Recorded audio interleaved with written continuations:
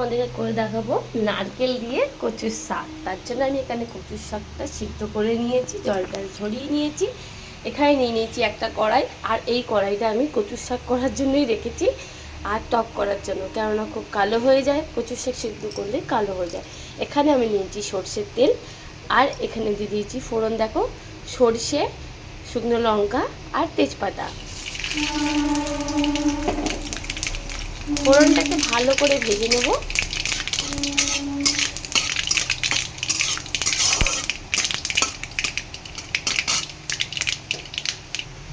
ফোড়নটা দেখো আমি লাল লাল করে ভেজে নিয়েছি, যতক্ষণ না একটা সুন্দর সেন্ট না বেরোয়।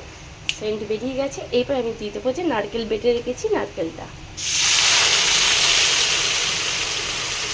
নারকেলটাকে দিয়ে কিন্তু খুব ভালো করে কষাতে হবে, নাহলে কাঁচা নারকেলের গন্ধ বেরোবে। এর মধ্যে দিয়ে দেবো আমি পরিমাণ মতো নুন আর একটুখানি হলুদ। এখানে আমি নুন দিয়ে দিচ্ছি যতটা লাগবে, আর দিয়ে দেবো হলুদ। কচুর শাক খেতে কিন্তু সবাই ভালোবাসে, আর আমি তো খুব ভালোবাসি।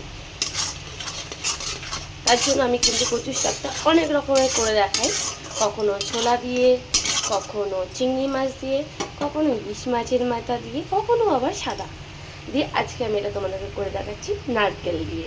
এটাকে আমি ভালো করে ভেজে নেব। আবার ফিরে আসলাম। দেখো, এখানে কিন্তু নারকেলটা ভাজা হয়ে গেছে, তেল ছেড়ে দিয়েছে। এর মধ্যে আমি দিয়ে দেবো চিনি। শাকে যদি চিনি না পড়ে তাহলে কিন্তু ভালো লাগে না। এখানে নিয়ে নিই ছোটো একটা চামচ চিনি। চিনি দিয়ে ভালো করে ভেজে নিলাম। এবার দিয়ে দেবো কচুর শাকটা। জল পুরো ঝরে গেছে, তাও কড়াইতে পড়লে তো জল বেরোবেই, এর নাম কচুর শাক। এটাকে আমি ভালো করে কষিয়ে নেব। ভালো করে সব কিছু মাখিয়ে নিয়েছি আমি। এটা আবার 2 মিনিট ছেড়ে দেবো, তাহলে আর যা জলগুলো আছে সব বেরিয়ে যাবে। কচুর শাকটা নারকেল দিয়ে আমার রেডি হয়ে গেছে। দেখো, পুরো তেল ছেড়ে দিয়ে যায়, জলটা পুরো শুকিয়ে গিয়ে তেলটা ছেড়ে দিচ্ছে। এবার আমি এটাকে নামিয়ে নেবো। এটা তো কোনো গরম মশলা দেবো না, আর কিছুই দেবো না। এটা আমি যা দেওয়া দিয়ে দিয়েছি।